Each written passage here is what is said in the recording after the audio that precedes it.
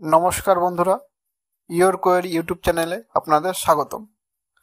তো আপনারা নিশ্চয়ই জানেন WBCAP পোর্টালের মাধ্যমে সেকেন্ড ফেজ অ্যাডমিশনটা ইতিমধ্যে সমাপ্ত হয়েছে, কিন্তু তারপরেও এখনও বিভিন্ন কলেজে আসন ফাঁকা রয়েছে এবং হয়তো অনেকে ভর্তি হতেও পারেনি এখন অবধি।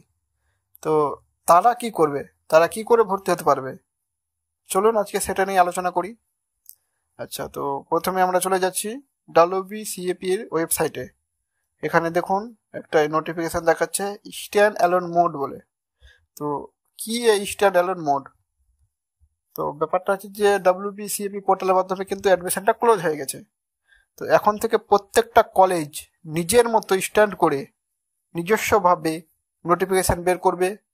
এর আগে যেরকম হতো, নিজেদের কলেজের ওয়েবসাইটে গিয়ে অনলাইনে অ্যাপ্লিকেশান করতে পারবেন, সেখানে আপনারা চালান কাটাতে পারবেন, সেখানে মেরিট লিস্ট দেখতে পারবেন। বলে রাখি, এই সমস্ত সিস্টেমটাই কিন্তু 30শে সেপ্টেম্বরের মধ্যে সম্পন্ন করার জন্য নির্দেশ দেওয়া হয়েছে। আর অ্যাপ্লিকেশান যখন করবেন তখন কোনো চার্জ দিতে লাগবে না। অ্যাডমিশনের যে ফিটা লাগে সেটা কলেজে অনলাইনে কাটাতে পারবেন। এবার কিন্তু প্রত্যেকটা কলেজ নিজ নিজভাবে নোটিফিকেশান বের করবে। প্রত্যেক কলেজের হয়তো আলাদা ডেট অ্যান্ড টাইম থাকবে, সেটা আপনি যেই কলেজে ভর্তি হতে ইচ্ছুক সেই কলেজের নোটিফিকেশান দেখলেই বুঝতে পারবেন। এবার ওখানে নোটিফিকেশান দেখলেই সমস্ত ডিটেলস পেয়ে যাবেন আশা করি, কোন বিষয়ে কত সিট আছে বা কোন কলেজে ভর্তি হতে পারবেন, সমস্ত তথ্য ওখানে পেয়ে যাবেন। আর আরও কিছু জানার যদি থাকে আপনাদের, তাহলে অবশ্যই কমেন্ট করবেন।